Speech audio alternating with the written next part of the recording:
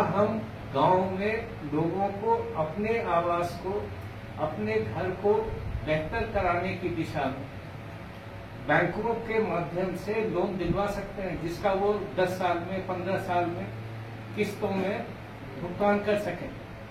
अगर ये लोगों की मांग है तो फिर पंचायत का और हम लोगों का, चाहे वो जिला प्रशासन हो, जिला परिषद के लोग हों, कलेक्टर हों, हम सभी लोगों का ये फर्ज बनता है कि हम आपकी मदद करें ताकि आपकी जो ये डिमांड है, जो ये मांग है, उसकी पूर्ति हो सके। आप 10 साल तक सरकार के ग्रांट की प्रतीक्षा नहीं कर सकते। आपको अगर लोन मिल जाता है और आप अपना भी कुछ पैसा लगाते हैं, जो कि कोई भी लोन देता है तो उसमें 10%, 15% तो कम से कम लाभार्थी को स्वयं लगाना पड़ता है, बाकी ही आपको लोन मिलता है। तो वो अगर लोन मिलता है तो आप अपने घर को सुधार सकते हैं, नया घर बना सकते हैं, नई व्यवस्था कर सकते हैं। और वो अगर बनता है और वो प्लान्ड तरीके से सुनियोजित विकास की अगर हम बात करते हैं, और यहीं पर जो इनकी रिपोर्ट आई और इसमें भी जो प्रेजेंटेशन में दिखाया गया कि गांव में करीब 1900 एकड़ सरकारी पंचायत की भूमि है। दूसरा, ये गांव आपका नेशनल हाईवे पर है, ठीक है। ये भी बताया गया कि यहाँ पर आपका हर एक हफ्ते पशु मेला लगता है, जिसमें दूर दूर से लोग आते हैं। इसमें एक इकोनॉमिक ग्रोथ सेंटर, मतलब ये आसपास के गांव के लिए भी एक बड़ा व्यवसायिक केंद्र, सर्विस सेंटर बनने की सारे गुण हैं, क्योंकि आप रोड से अच्छी तरह से कनेक्टेड हैं। तो क्या हम गांव को अगले 10 साल में, अगले 15 साल में हम एक, आज आपकी आबादी 8000 है, क्या हम यहाँ पर 10,000, 15,000 की आबादी के लिए गांव का हम विकास कर सकते हैं? और वो अगर हम विकास करेंगे तो हम कहाँ पर घर को बनाएंगे, कहाँ पर हम स्कूल को बनाएंगे, कहाँ पर हम बाजार और दुकान के लिए जगह छोड़ेंगे, कहाँ पर हम पार्क के लिए जगह छोड़ेंगे, कहाँ पर हम डेयरी या जो भी आपका इकोनॉमिक एक्टिविटी है, आप अगर कोई कृषि के प्रोसेसिंग से जुड़े कार्य को अगर करना है, कहाँ पर उसे हम लगाएंगे। ये मास्टर प्लान तैयार करने में ये इंस्टीट्यूशन आपकी मदद कर सकते हैं। अभी एक मास्टर प्लान बनाने में किसी भी पंचायत की बात तो दूर है, शहर में भी अगर बनता है तो लाखों रुपए का भुगतान करना होता है। यहाँ पर हम लोगों ने एक तरह से इन इंस्टीट्यूशंस के माध्यम से वर्चुअली मुफ्त में आपका एक प्लान बनाने की शुरुआत की, लेकिन वो केवल शुरुआत थी। अभी आप लोगों के साथ और विचार विमर्श होगा, जब सभी लोगों का मतैक्य होगा, यानी सभी लोग एक मत से सहमत होंगे कि हाँ, ये नक्शा सही लगता है, ये जगह इस काम के लिए सही है, यहाँ पर हमको ग्रीन बेल्ट बनाना है, यहाँ पर हमको हरित पट्टी बनाना है, ताकि हमारा जो गाड़ी आती जाती है उसके चलते जो धुआं होता है उसके प्रदूषण से लोगों को बचत हो सके। जो आवाज का नॉइस पोल्यूशन भी होता है, आवाज का भी, ध्वनि का भी प्रदूषण होता है, वो भी आने वाले समय में चिंता का सबब बनती है। इसी तरह प्रॉपर ड्रेनेज व्यवस्था, पानी के निकासी की व्यवस्था होनी चाहिए, नहीं तो 24 घंटे में अगर महीने भर का पानी हो जाता है तो सब जगह पानी जमा हो जाता है। तो इन सारी चीजों से निपटने के लिए हम किस प्रकार प्लानिंग करें, किस प्रकार हम अपने गांव को आगे देखना चाहते हैं, इस पर विचार करें, ये हमारे सामने बड़ी चुनौती है। क्योंकि आज हमने छोटी सी, आपकी जो पतली सी गली है उसमें हमने सीसी रोड बना दिया, ठीक है, यहाँ पर तो तब भी जगह है, लेकिन कई गांव ऐसे दूसरे राज्यों में मिलते हैं जहाँ पतली सकरी सी गली है। कल अगर किसी घर में आग लग जाए तो वहां पर जो अग्निशमन वाला फायर टेंडर का ट्रक होता है वो भी नहीं पहुंच पाएगा। आप बाल्टी बाल्टी पानी डालते रहिएगा, कोई मदद नहीं होगी। भले ब्लॉक या आपके जो नियरेस्ट मतलब जो सेंटर है वहां से आपने फायर ब्रिगेड को कॉल भी कर दिया तब भी। तो ये सारी चीजों को देखते हुए हमें तय करना होगा कि क्या हम गांव में ऐसी सड़क चाहते हैं अंदर का, जहां पर हर एक जगह आपकी जो है कम से कम 4 पहिए वाली गाड़ी जो है वो वहां पर पहुंच सके, किसी को उतर करके गाड़ी से पैदल जाने की जरूरत नहीं हो, पानी की प्रॉपर निकासी हो, बिजली और गैस का पाइपलाइन हो, इंटरनेट का जो ये तार बिछता है वो सभी जगह बिछा हुआ हो। जब हम डिजिटल भारत की परिकल्पना करते हैं तो इसकी भी परिकल्पना करनी होगी, तभी तो हमारे जीवन स्तर में सुधार होगा। दूसरा, जो लोग यहाँ पर नौकरी पेशा लोग हैं, अगर कोई पढ़ाने आ रहा है, अध्यापक है, कोई आपके अस्पताल में सब सेंटर में काम कर रहा है, वो हो सकता है अभी जिला मुख्यालय या दूसरे जगह से यहाँ पर आ रहे हैं, उनके गांव में ही रहने की व्यवस्था हो सकती है। वो तभी होगी जब आप उसके लिए उस तरह के किराए पर देने के लायक मकान रहेंगे, उपलब्ध होंगे। तो इन सारी चीजों पर हमें विचार करनी होगी। सबसे बड़ी बात कि अगले 25 साल में, अगले 10 साल में हम गांव का क्या स्वरूप देखना चाहते हैं। जैसा है, क्योंकि आज से 20 साल पहले जो गांव था उसमें निश्चित रूप से बेहतरी हुई है। बेहतरी हुई है कि पहले कच्चे जो गली होते थे आज वहां पर सीसी रोड हो गए। पहले जो बिजली की स्थिति होती थी उससे स्थिति बेहतर हो गई। स्ट्रीट लाइट्स आपके लग गए, पाइपलाइन से अब आपके घर में पानी पहुंचने की व्यवस्था हो रही है, कूड़े की उठाने की व्यवस्था हो रही है। तो इन सभी चीजों पर विचार करने की जरूरत है कि हम और क्या चाहते हैं।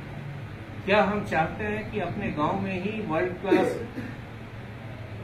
एजुकेशन का सेंटर हो, कि आपके सारे बच्चों को पढ़ाई का यहीं पर उत्कृष्ट सुविधा उपलब्ध हो। अगर ये हम चाहते हैं तो हमें क्या करना होगा, क्या कर सकते हैं। इन कई चीजों पर विचार करने की जरूरत होगी, और वो परिकल्पना अगर आप करते हैं, वो चीज आप इन आर्किटेक्ट्स को, इंजीनियर्स को बताते हैं, तब ये आपकी मास्टर प्लान तैयार करने में आपकी मदद कर सकते हैं। इसी तरह हमें यह भी सोचना होगा कि जो बड़ी पंचायतें हैं वहां पर क्या हमें कुछ जगहों को चिन्हित करना होगा कि ये सड़क के किनारे है, यहाँ पर हमको इतना जगह छोड़ करके घर का या दुकान का या जो भी है हमें निर्माण करना चाहिए। नहीं तो हाईवे पर आपका वहीं पर स्कूल भी चल रहा है, वहीं पर घर भी है, वहीं पर आपके छोटे मतलब सभी कार्रवाई हो रही है, तो एक्सीडेंट आदि का भी डर रहता है।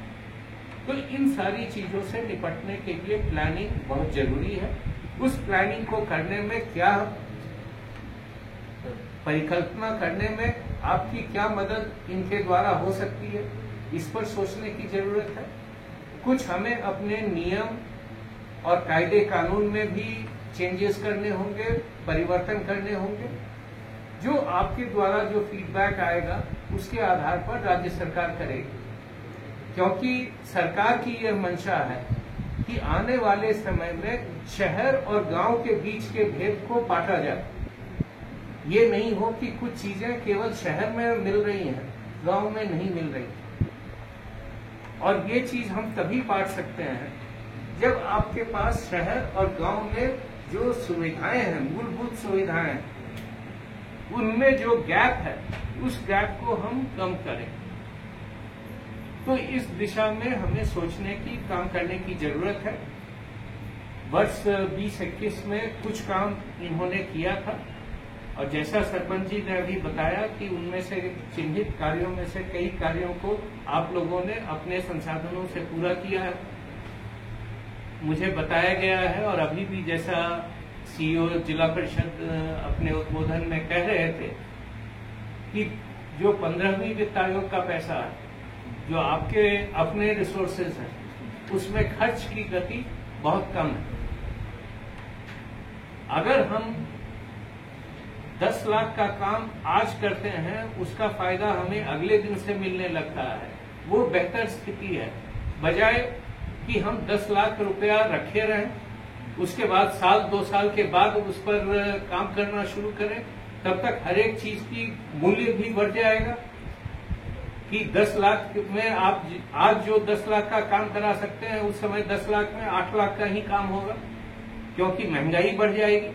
और उसके अलावा 2 साल तक आप अपने आप को उसके फल से भी वंचित रखेंगे। तो ये नहीं होना चाहिए। अगर हमारे पास धनराशि है तो उसका हमें समय से खर्च करके करना चाहिए। जो आप लोगों ने लिस्ट दी है कि क्या काम अर्जेंट है जिसको आपको कराना चाहिए, उसमें बहुत सारे काम आपके ऐसे हैं जो एग्जिस्टिंग, जो अभी प्रचलित योजनाएं हैं, चाहे वो भारत सरकार की हो या प्रदेश सरकार की हो, उसके अंतर्गत कराई जा सकती है। उदाहरण के लिए वाटर बॉडीज का अगर डेवलपमेंट है तो कोई कारण नहीं है कि वो हम मनरेगा के तहत, अमृत सरोवर योजना के तहत उनका हम प्रायोरिटी पर लेकर के काम हम नहीं कर सके। इसी तरह आपके पास पाक शादी की जो है कि बुजुर्ग लोग की संख्या बढ़ रही है, बच्चों की संख्या बढ़ रही है, बच्चों के लिए खेलने का मैदान चाहिए, बुजुर्ग लोगों के लिए, बच्चों के लिए घूमने फिरने के लिए, बैठने के लिए कोई अच्छा सुविधाजनक पार्क चाहिए जो सुरक्षित भी हो, प्रकाशमान भी हो और साथ ही जहां पर लोग अच्छे माहौल में कुछ समय सुकून के साथ बिता सकें। इसमें पंचायत को पहल करने की जरूरत है। अगर इसमें कहीं कोई कठिनाई आ रही है, जगह की कोई कठिनाई आ रही है, तो वो चीज हम लोग जब आप लोग प्रस्ताव करेंगे तो उस पर जिला प्रशासन विचार करके आपको बता सकता है कि इस जगह को आप डेवलप करें, ये बता सकते हैं इस जगह को डेवलप करें। उस पार्क का भी नक्शा ये बना करके आपको दे सकते हैं कि पार्क को हम किस तरह से डिजाइन करें कि न केवल वो आज की जरूरत बल्कि भविष्य की जरूरत को भी पूरा करें। इसी तरह आपका जो टूरिज्म से रिलेटेड है कि एग्री टूरिज्म को बढ़ावा दें, हर एक लोग के घर में होम स्टे को हम बढ़ावा दें। उदाहरण के लिए ये जो बिल्डिंग है, ये कितने 50, 60 साल, 70 साल पुरानी होगी? कितनी पुरानी है ये बिल्डिंग? 50, 60 साल देखने से लग रहा है। 66 में बनी तो आपका उधर हो गया 44, नहीं 34 और इधर 23, तो आपका करीब 60 साल तो हो गया। 40 साल के बाद जो है ये सुरक्षित मॉन्यूमेंट घोषित हो जाता है। हम लोग कई बार होता है कि हम लोग इतिहास को भूल जाते हैं और सोचते हैं कि साहब इतिहास का कोई मूल्य नहीं है, लेकिन ये मकान जो है ये 60 साल के बाद जितनी मजबूती से आज खड़ा है और गर्मी में भी ये जितना अच्छा होता है, आपके कई आधुनिक मकान उस तरह के नहीं होते हैं। तो है कि जो हमारे इस तरह के धरोहर हैं उनको संरक्षित हम कैसे करें। इसमें की है पंचायत में कौन इस तरह के पुराने मकान हैं जिसको हम जिसका आर्किटेक्चरल वैल्यू है, हिस्टोरिकल वैल्यू, उसको हम संरक्षित कर सकते हैं। इस चीज पर भी विचार करके ये करने, क्योंकि 20 साल बाद, 50 साल बाद बच्चों को पता नहीं होगा कि साहब हमारे पुरखे कहाँ रहते थे, कैसे रहते थे। तो इसको भी संजोना हम लोगों का कर्तव्य है। सब चीज को मिटा देना वो भी ठीक नहीं होता। तो ये सारे चीज को ध्यान में रखते हुए कैसे हम लोग प्लानिंग करें। आज यहाँ पर हमारा आने का मकसद यही था कि आके देखें कि जो प्लान बना उस पर क्या पंचायत के लोगों ने उसे स्वीकार किया, क्या उन्होंने कुछ भी उस पर कार्रवाई की है या नहीं की है? क्या जिला परिषद, जिला प्रशासन ने उसमें उनकी कोई मदद की है या नहीं की है? और उसमें क्या करना है ताकि वो जो योजना है वो उस विद्यापीठ की, भारतीय विद्यापीठ की योजना नहीं होनी चाहिए, वो बेल्हा ग्राम पंचायत की योजना मानी जानी चाहिए, जिसे लोग डिमांड करें कि हाँ, हम इस योजना को स्वीकार करते हैं और इस योजना के तहत हमारे गांव में काम होनी चाहिए। इस चीज पर विचार करने के लिए कल भी हम लोग विचार करेंगे, ताकि देश भर में अलग अलग राज्यों में जो इस तरह के प्लान्स बने हैं, पंचायत के साथ इन स्पेशलाइज्ड जो एकेडमिक इंस्टीट्यूशंस, इनको साथ लाया जा सके। जब सब लोग साथ आकर के, चाहे सरकारी विभाग हो, आपके चुने हुए जनप्रतिनिधि हो, आपके इस तरह के स्पेशलाइज्ड इंस्टीट्यूशंस हो, स्वयंसेवी संस्थाएं हो, प्राइवेट